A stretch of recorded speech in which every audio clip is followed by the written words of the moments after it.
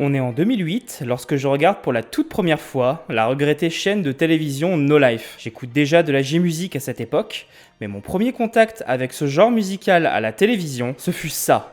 Pride de High and Mighty Color, un coup de cœur viscéral, profond, et un petit moi de 11 ans comprenant immédiatement que dorénavant, la voix de Mahaki la chanteuse me portera pendant des années, mon enfance, mon adolescence et même mes études. Et cela jusqu'à aujourd'hui, c'était il y a quelques jours, et nous voilà 14 ans après ce fameux jour devant ma télévision. J'ai réalisé un petit rêve d'enfant en rencontrant ma chanteuse japonaise préférée depuis toutes ces années. Mais alors, en 8 ans à vous parler de musique japonaise sur cette chaîne, je vous ai mentionné déjà plusieurs fois le nom de Mahaki, en vous disant qu'un jour je lui dédierai un épisode.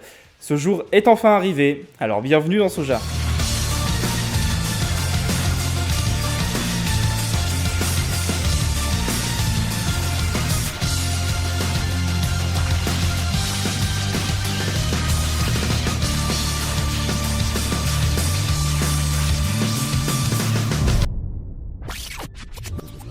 C'est en 1987 que naît Maki à Urazoe dans la province de Okinawa, province qui restera charnière pour le lancement de sa carrière, initiée au monde de la musique et des animés par son grand frère. Les années passent, son amour pour la musique grandit, et c'est en 2003 qu'elle fera une performance significative pour la première fois dans son Okinawa natal. Une performance remarquée ce soir-là, puisqu'elle se fait repérer par un label qui lui propose de rejoindre un groupe du nom de Anti-Nobunaga. Maki refuse premièrement, préférant se concentrer sur ses études au Canada, qui lui permettraient de perfectionner son anglais, mais finit finalement par accepter la proposition, marquant le début d'un groupe qui, malgré sa très courte existence, aura quand même eu le temps de marquer bien comme il faut les esprits de beaucoup de fans d'animation japonaise de l'époque. Anti-Nobunaga, c'est la formation de Sashi et Mag, respectivement batteurs et guitaristes, venant fraîchement de quitter un groupe qui faisait des reprises de Metallica et voulant faire leur propre musique, rejoint très rapidement par Makaze à la basse, Kazuto à la lead guitare et Yusuke qui finit par céder aux demandes quotidiennes de Meg pour rejoindre le groupe, devenant la voix qui chante, rappe et scream avec rage du groupe. C'est avec cette formation que les concerts dans des cafés ou des bars s'enchaînèrent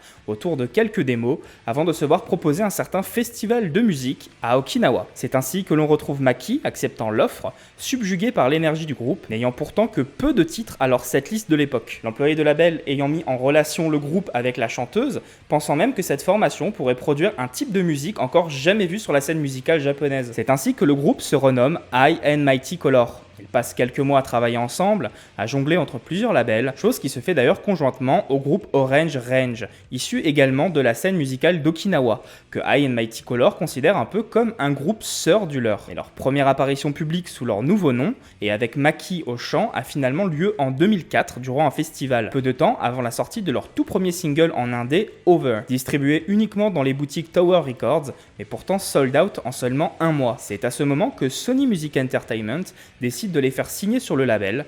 C'est donc le début de leur entrée dans la cour des grands. Et le premier single à être distribué à grande échelle, ce fut Pride. Le fameux single qui a tout changé pour moi. Tout d'abord prévu pour être utilisé dans un événement de football japonais, il sera finalement utilisé pour un animé, Mobile Suit Gundam Seed Destiny. Un animé à son top de popularité cette année-là, faisant exploser le single avec 223 000 copies vendues à ce jour, le plus grand succès de la carrière du groupe. Cette explosion verra également une réédition du single Over, à grande échelle cette fois-ci, suivi de Run Run Run, Days, puis enfin Goover. Ça s'écrit avec un infini à la place des deux O, donc je suis pas tout à fait sûr de la prononciation. Leur premier album à la fin de l'année. Un album que j'aime beaucoup, et donc pour la petite anecdote, le morceau Notice a été supprimé malencontreusement lorsqu'ils étaient en train de compléter l'album. Du coup, il a dû être réenregistré, mais le groupe considère que cette nouvelle version, donc la version qui figure dans l'album, est bien meilleure que celle qu'ils avaient enregistrée à la base, avec des sonorités un peu plus groovy. 2006 est une année très importante dans la carrière du groupe, avec la sortie de Go On Progressive, leur second album, mais surtout celle de leur premier single cette année-là, Hichirin no Hana, qui sera utilisé comme le troisième opening de l'anime Bleach, sûrement la chanson qui a rendu le groupe célèbre en Occident, faisant leur meilleur score dans les charts depuis le single Pride, et leur permettant de jouer pour la première fois en Occident, dans une convention d'animé à Houston, au Texas. S'en suivirent des mois plutôt actifs pour le groupe, des tournées à travers le Japon en passant par plusieurs singles. L'année 2017 marquera le premier pas de Mahaki dans le monde du cinéma, interprétant le rôle de Yuri Hoshino dans le film Anata wo Wasurenai, film pour lequel le groupe interprétera d'ailleurs la chanson titre Todoritsuku Basho, ainsi que le morceau Oxalis. C'est en février que sort le troisième album du groupe, San, qui ouvre une année forte en sortie de singles également, ainsi que des performances à l'Anime Central, convention d'anime à nouveau aux USA. Mais 2007, c'est aussi la sortie de mon morceau préféré du groupe, Amazing, l'un de mes morceaux de J-Music préférés de tous les temps, encore aujourd'hui. L'année 2008 marquera la sortie de leur 4e album, Rock Pit, lançant la dernière année de Maaki au sein du groupe et sa dernière tournée avec eux à travers le pays avec un retour aux sources pour la dernière date, à Okinawa. C'est l'année durant laquelle Maaki annonce le départ du groupe ainsi que son mariage avec Masato Nakamura, producteur, bassiste et compositeur du groupe Dreams Come True, un groupe dont j'espère vous reparler un jour dans Soja, car c'est également un groupe qui m'a accompagné pendant de très longues années et dont je suis particulièrement fan. Masato Nakamura, qui est également, pour la petite anecdote, le compositeur des musiques des 2 premiers jeux Sonic, ce qui fait le 3e épisode d'affilée où j'arrive à placer une anecdote sur Sonic. Suite à ce départ du groupe, I Am Mighty Color continuera de performer avec une nouvelle formation jusqu'au split en 2010. Mais l'histoire de Maaki, elle continue en 2013. Après son mariage, ainsi qu'un heureux événement lui faisant commencer une vie de maman, Maaki préparait son retour en solo, qui arrivera avec un tout nouveau nom de scène orthographié différemment, et un single fin 2013, Shuukan Kakuteki Shikaku. C'est forcément très différent du style rock de I Am Mighty Color, mais personnellement, j'aime toujours beaucoup. Cette pause n'a rien changé au talent vocal de Maaki, et les nouvelles compositions très expérimentales, aux touches de musique électronique, donnent du volume à un tout nouvel univers pour la chanteuse. Les sorties de singles se multiplient jusqu'en 2015, avec la sortie de l'album solo Tonikaku Genesis, avec un morceau éponyme qui ouvre l'album, que j'aime tout particulièrement. Et finalement, c'est en 2017 que nous retrouvons Maaki au sein d'un groupe, et pas n'importe lequel, puisqu'il naîtra de retrouvailles entre Maaki, Makaz et Sashi, bassiste et batteur de I Am Mighty Color. Ce groupe, c'est Draco Virgo. Et je vous en parlais déjà dans mon premier épisode de mon émission Ongaku. Ce comeback d'une partie de la formation de I Am Mighty Color était peut-être le revival de groupe que j'attendais le plus, et dont j'avais le moins d'espoir qu'il se concrétise un jour. Le groupe se présente avant tout comme une association d'artistes de la scène rock destinée à évoluer et à intégrer différents créateurs à travers le monde qui vibrerait avec le projet. Un projet dont les thématiques orbitent beaucoup autour du monde du rêve et de la réalité, ainsi que du yin et du yang. Et cette formation a sorti actuellement un seul incroyable album en 2020, Opportunity, contenant le morceau Kalma aux sonorités tout bonnement hypnotisantes. Mais également un petit rêve pour les nostalgiques de l'époque I Am Mighty Color avec le morceau Magma, des retrouvailles le temps d'un morceau avec Yusuke, la voix masculine de I Am Mighty Color. 4 minutes donc d'une époque que l'on pensait avoir laissé 15 ans en arrière. Mais alors, aussi incroyable que cela puisse paraître, notre histoire elle continue et se termine en France.